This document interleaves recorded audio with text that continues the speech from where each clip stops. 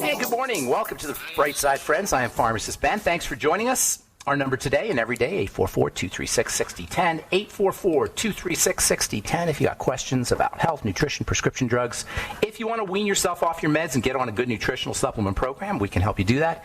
844-236-6010 is our number. We'll get your calls in our next segment. We'll be talking to Mary Madurus, producer, director, and also spiritual and creative therapist at the bottom of the hour.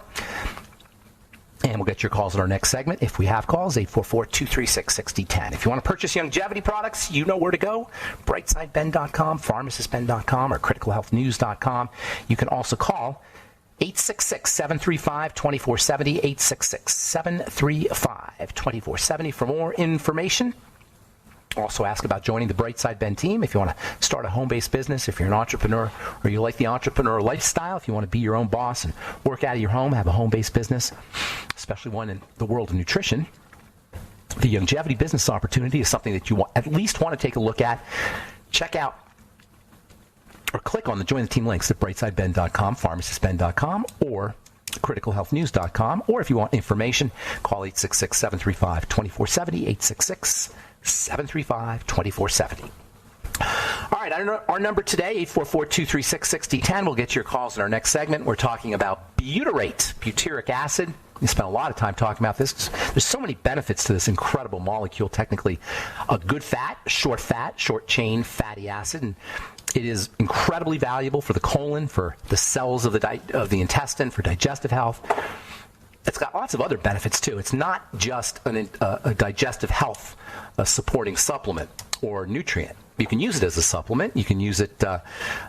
You can buy it as pills or as capsules off the internet. But the best way to get your butyrate is to feed your microbiome, feed your good bacteria fiber.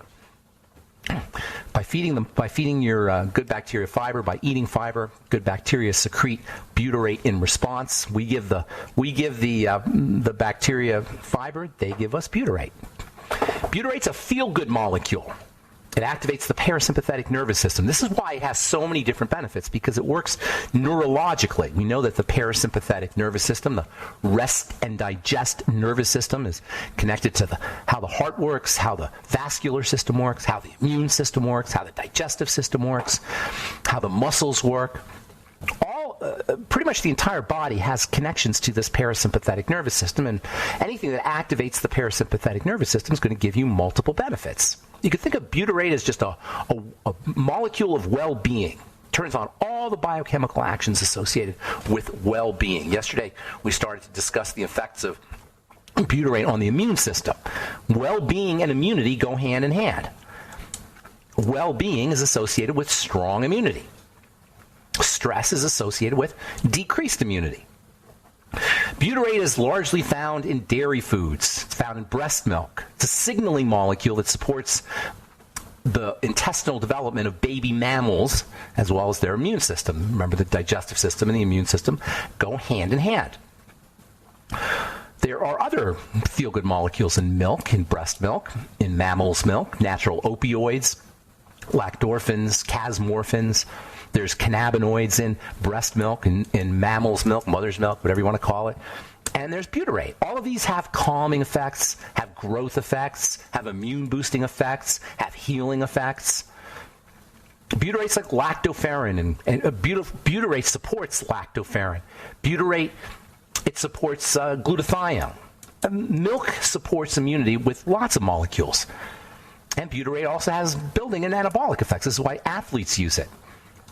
And bodybuilders will use butyrate supplements.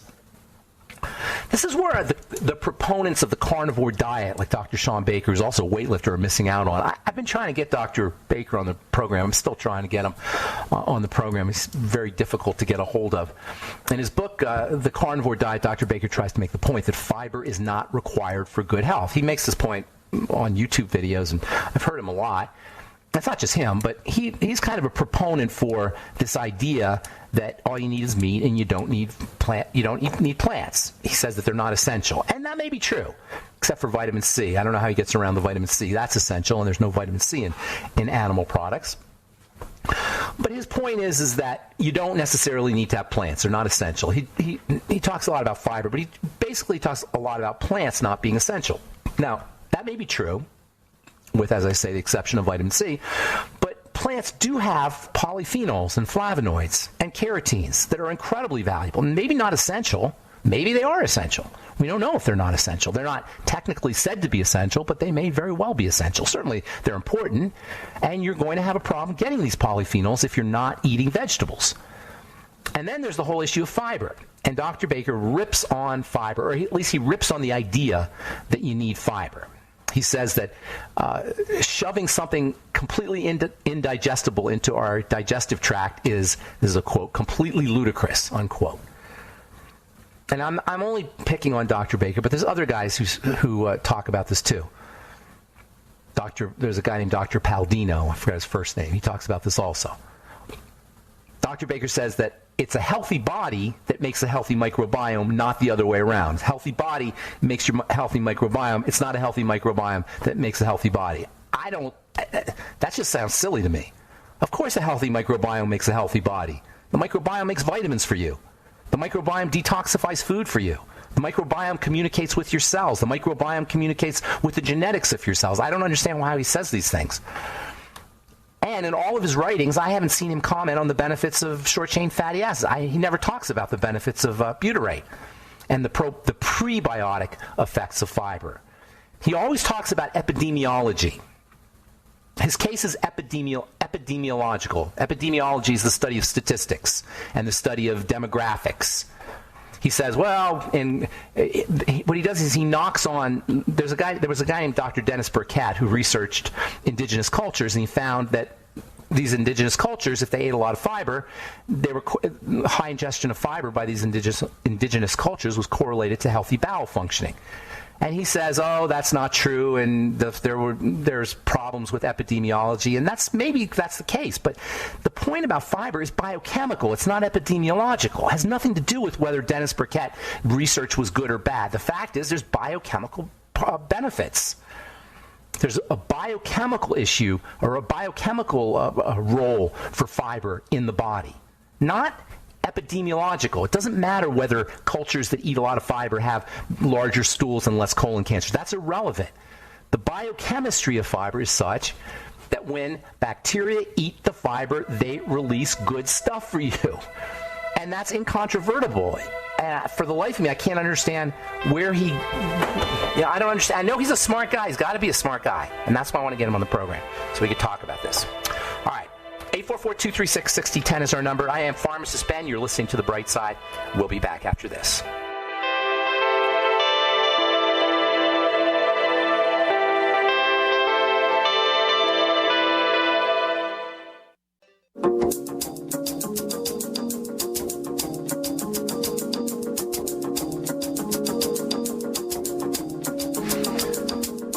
We are back on The Bright Side.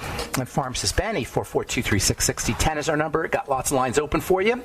Mary Madurus will be with us at the bottom of the hour. We'll talk about spiritual healing and creativity. She is a director and a producer from Hollywood, and she's become her spiritual guide. We'll have a conversation with her at the bottom of the hour. And if we have calls, we'll get to them this segment. 844-236-6010. So, we're talking about butyrate. Absolutely stunningly valuable nutritional supplement, food fatty acid, I guess you could say. It's found in dairy products. Its main source is as a secretion from bacteria in the colon that eat fiber and release butyrate, in addition to other short-chain fatty acids, propionate and acetate, although butyrate's the one that gets all the press and all the research has been done on butyrate. For good reason. There's lots of derivatives. We're going to talk about a bunch of these derivatives in the coming days of butyrate that are very, very important for athletic performance and for mood enhancement, for sleep. Butyrate is just a fabulously, fabulously valuable molecule, and because it comes from fiber, that makes fiber really important, despite the fact that proponents of the carnivore diet just They don't think fiber is important. And the reason they don't think fiber is important is because they're looking at it from an epidemiological perspective. That is, the cultures that eat fiber supposedly have better digestive tract functioning and less colon cancer. As it turns out, that might not be true. Dr. Dennis Burkett was the first guy to talk about this, and I think it was the 1950s or early 1960s. He studied indigenous cultures, and he noticed that ingestion of fiber was associated with healthy bowel functioning. More recently, that has come into that correlation, that association between fiber and colon functioning has come under question, or people are starting to doubt it. And because of that, Dr. Baker and also Dr. Paul Saldino is his first name, Paul Saldino, are on record as doubting the importance of fiber. What they're missing, in my humble opinion, is the biochemistry part. There's a biochemical aspect that is not being looked at. The idea that fiber is important usually focuses on the mechanical functions of fiber. That is, fiber's protection against diverticulosis and lipid reduction. These all have to do with the fact that fiber can sweep things out of the digestive tract. And fiber can chelate things. Lipids and fats can stick to fiber. That's definitely true. And you know, whether you think that's important or not is a whole other issue, but it's true that there's a mechanical function to fiber. And that's what these carnivore folks are sort of poo-pooing, no pun intended. They also talk about something called the healthy user bias. The healthy user bias says that the reason why fiber eaters have better health is because they're also eating they also tend to be healthier. They're exercising and they're doing other things that are healthy. That's called the healthy user bias.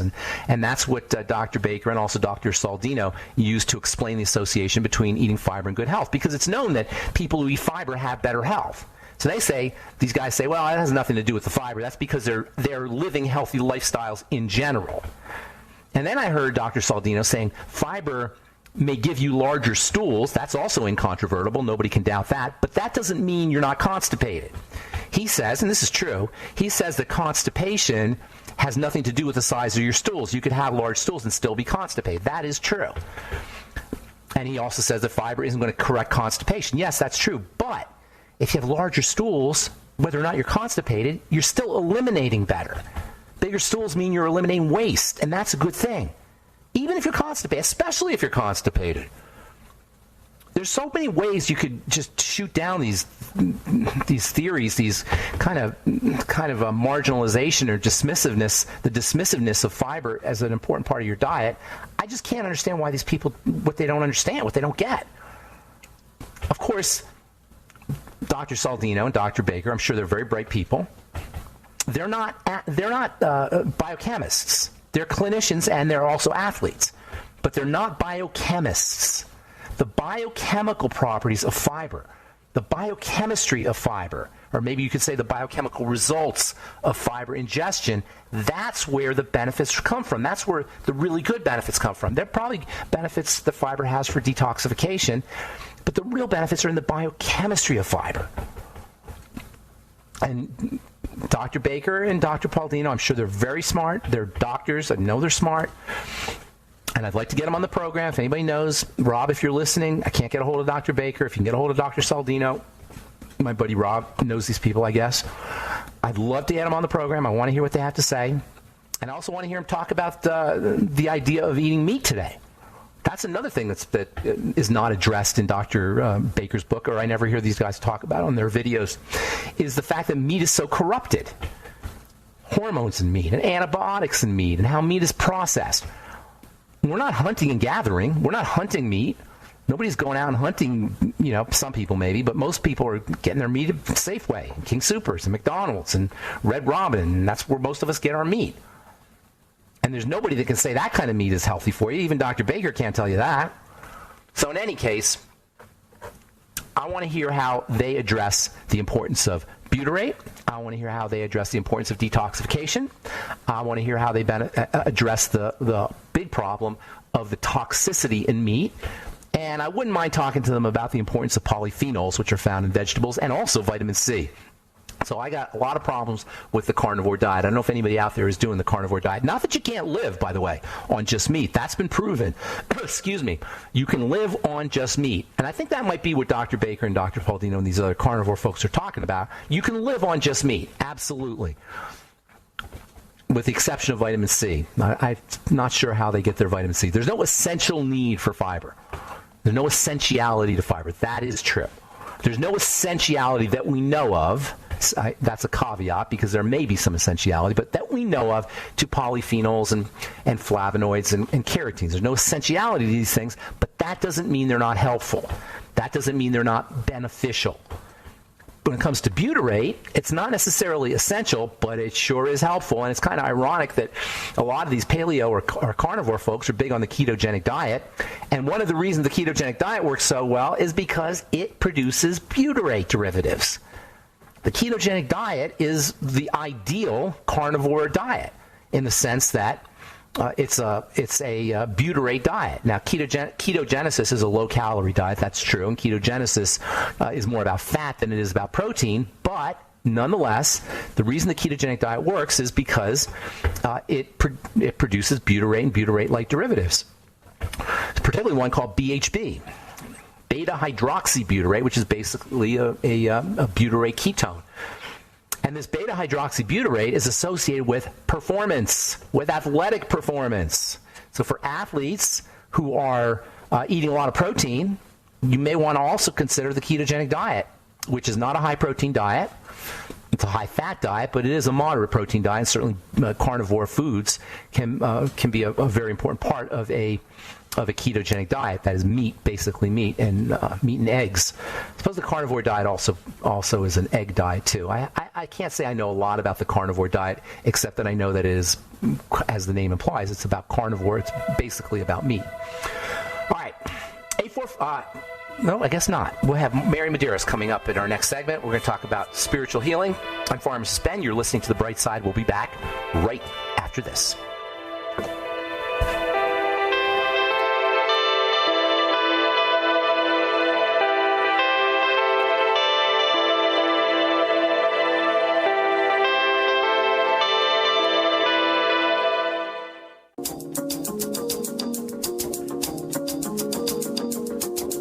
We are back on The Bright Side. I'm Pharmacist Ben. We're on the air Monday through Friday, 8 to 9 Pacific and 10 to 11 Central Time, and 24/7 on the archive page at benfuchsarchives.com.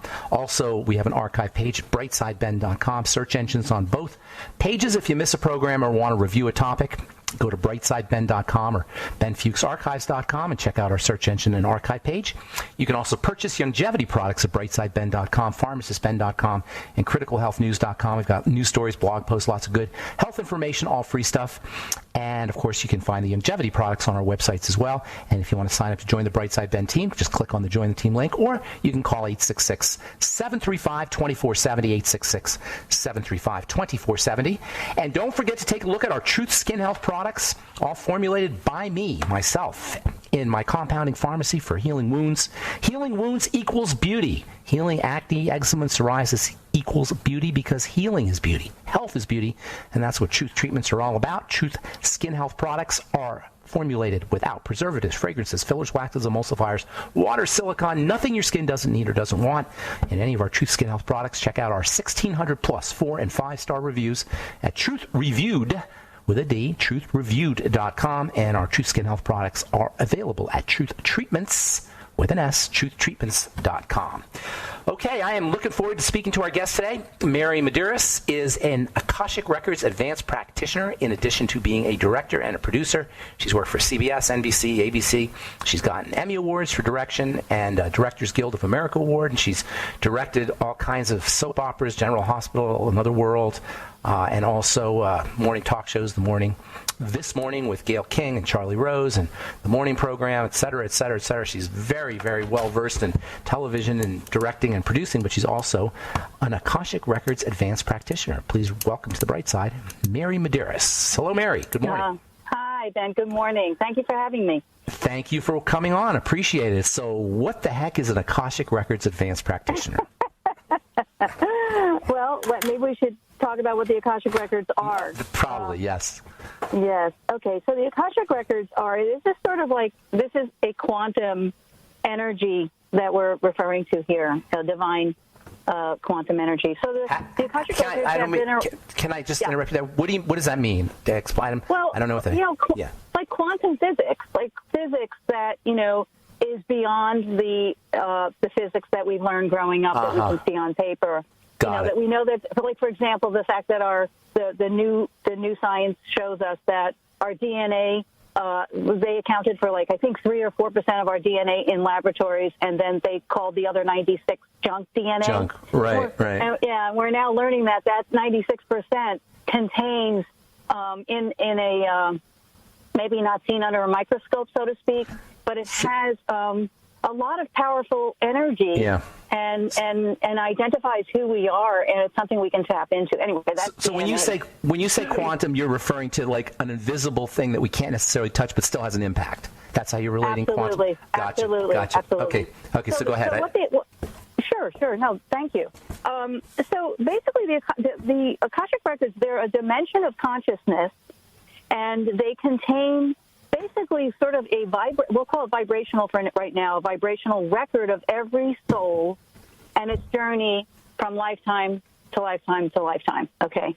They've been around since the beginning of time, obviously, and in the very, very past thousands and thousands of years ago, the Akashic Records were only able to be accessed by mystics and those that were a little bit more high vibrational, we'll say, individuals, holy people, whatever, because their vibration was high enough, or they could raise their vibration, I guess, like Christ did, in raising his consciousness to a level where then you can see and hear that field and that realm, okay?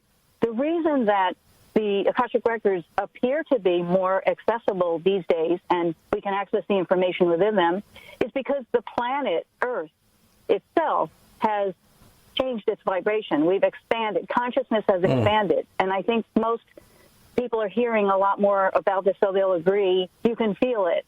There's just more consciousness. And as the planet expands, the vibration raises.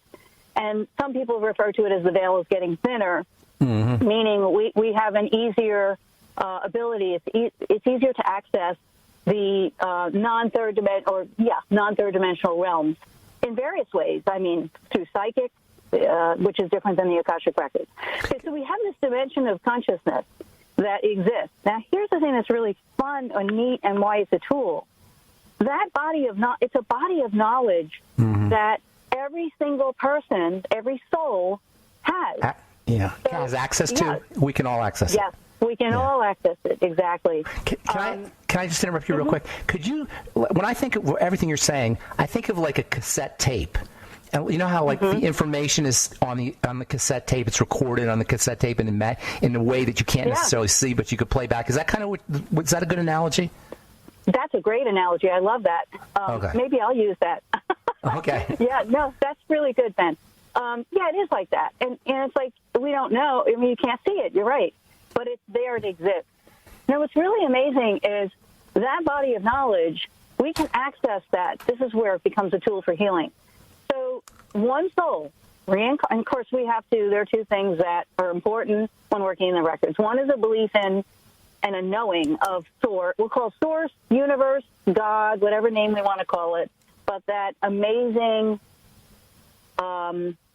creator, and I say that even metaphorically, of this amazing planet and humanity. So the belief in that, and our own divine selves. And I love the word divine. I think it is a very broad word. Divine. We are divine beings. We already all are divine beings. And when we know that, we're more easily able to access that divine realm that contains all the information. And sometimes it's information about, sometimes we can access information about our past lives. That will come through sometimes if it's appropriate to what the person is wanting, what kind of healing and clarity they're wanting to get by accessing their own records, or working with a practitioner who then accesses the records with them. So it's a body of knowledge. Go ahead. No, go ahead. I didn't mean to interrupt. No, I was just going to say, so it's a body of knowledge And what's interesting, too, it contains everything that every soul's ever thought, said, and done over the course of its existence through all its lifetime. And that then presents future possibilities. So the possibilities come out of the knowing more of who we are as a soul. So your work, do you actually read somebody's records for them, or do you see what's happening for them, or do you help them access it themselves? So what happens is the process is with the permission of my client, I use a sacred prayer, and I open using their name. The reason the name activates, it opens the records, is because the name is like a signature in the quantum field. Our names are very important. Words are very important. Words have energy to them, which is why sacred tomes actually people become activated when they read sacred texts and whatever. It's because the words actually contain knowledge, history, energy, all of that. So our names are that. So it's like we have a print, in a sense, that is our name.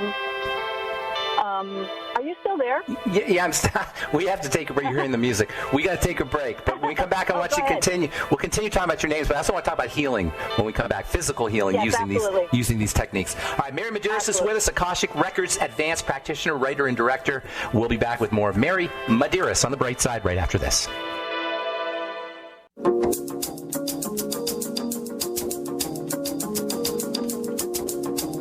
Okay, we are back on The Bright Side. We're talking to Mary Madurus about the Akashic Records.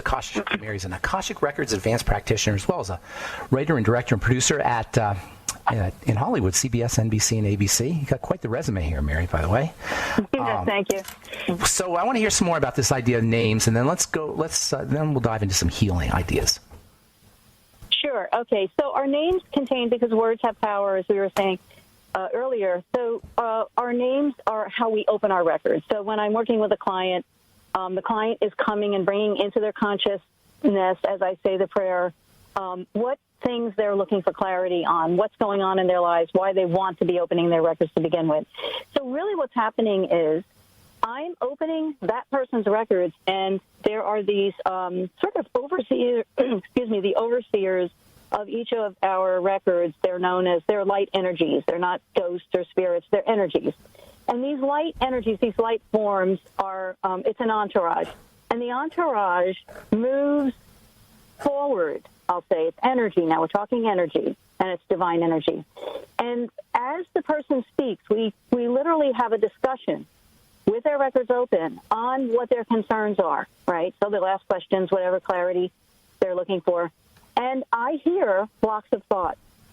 So the quantum sends me blocks of thought, sometimes images, but more often it's thought words that then they trigger that person to move into their own divine state and be reminded of who they are. So in a sense, they're having a dialogue with the divine aspect of themselves through me. That's really what's happening 100% of the time. Can you teach somebody? Can you teach somebody to do it themselves? Like somebody who's listening right now, can you teach them to do it themselves? So the way I learned was I started just studying from the books of Linda Howe, and I was. Is that Linda Moulton Howe? Is that Linda Moulton Howe? No, Linda Moulton Howe, who I also love. This is the other UFologist. No, yeah. This is Linda Howe. She runs a Center of Akashic Studies out of Chicago. She's been doing it for years. And I gravitated towards her. It's just how it works. We all come to certain healers because we're supposed to, I guess. It feels right. And so I began studying with her and through her center, and that's where I got my accreditation. So in her work, and it is the way it works, it's not about teaching about it. It's about we begin to, first of all, understand what this is about, and then we begin to open our own records through the sacred prayer. I mean, it is that simple. I think it comes what we get from it will come from how much we really know it to be true. Now, the other maybe possibility that somebody might not be able to open their records would be that maybe there's a lot of wounds that they've got, whether it's from past lives or from childhood, right? And what we get to do, and quite often what happens is we bring forward that my client will bring forward a wound, or something will trigger them to speak about something. And so, again, they're triggering themselves through the divine aspect of themselves. But I'm being shown it, or I'm being encouraged to use certain languaging, words, phrases that are coming from their own records, and then they begin to sort of bring forward something, right? What's the healing part, we can move right into the healing part. What happens is, in traditional therapies that at least I've experienced growing up, what happens is we'll zero in on something that was trauma, let's say, or an awful thing that happened, and we shine a light on it, and we bang around it, and it, Abraham Hicks talks about this, it activates it and reactivates it.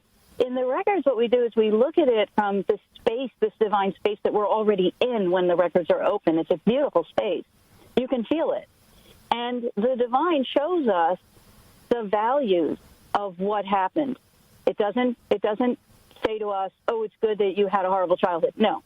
But what it does is it lets us, Linda uses the word mine, M-I-N-E. We get to mine that experience and look at its energy, and then it transmutes into something it becomes an asset in our present life. It just transmutes. Now, some of this work is not able to be explained logically or from the mind, from the third dimensional mind, because it's divine. And it just is. All I can tell you is my experience keeps me doing this because of all the healing that I witness that happens as the energies transmute. And then what happens is the transmutation of those energies that were, let's say icky when we were, if we're talking about this childhood, sometimes it's a past life, they begin to shift and change within the actual reading. It's really awesome. And they become like, oh, now I know why, blah, blah, blah. They become ahas, which means it's already shifting. And then that relates to physical healing as well. Not that it's funny, we have that term spontaneous healing. I find it interesting that Western doctors, they're like, that's an anomaly. Yeah, right. When somebody just spontaneously heals. Well, right. we don't really know what's going on. But what can happen is once we have an awareness that we are whole, divine beings of love, everything falls into place, our cells, everything. And then we gravitate naturally when we're in that space to the right supplements, healing things, modalities, whatever, right? If we're needing to sort of balance even more or stay in balance. Because it's really tough on our planet. Yeah, go ahead. Do you think dis-ease is a result of some kind of fragmentation, like not recognizing parts, not recognizing certain parts of ourselves? Yes, part of that, yes.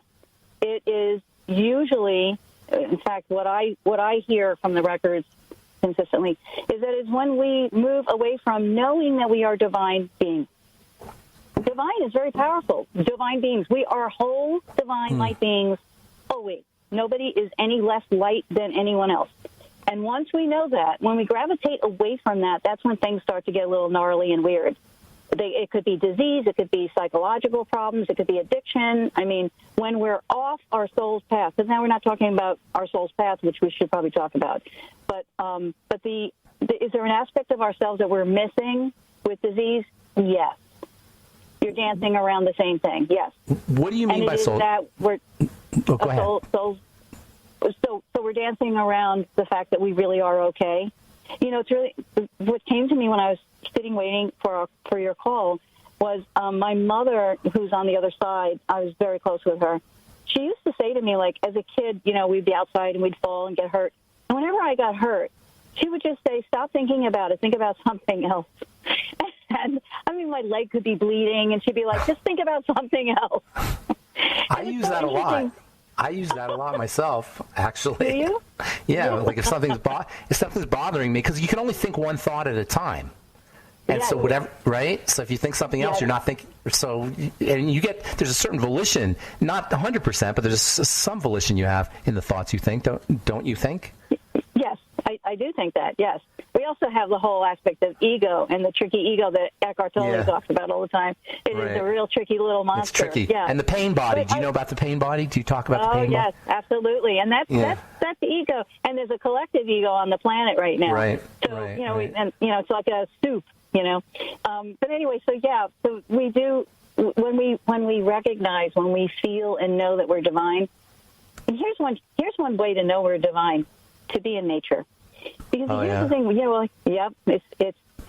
have it in some way, shape, or form. We all have access to it.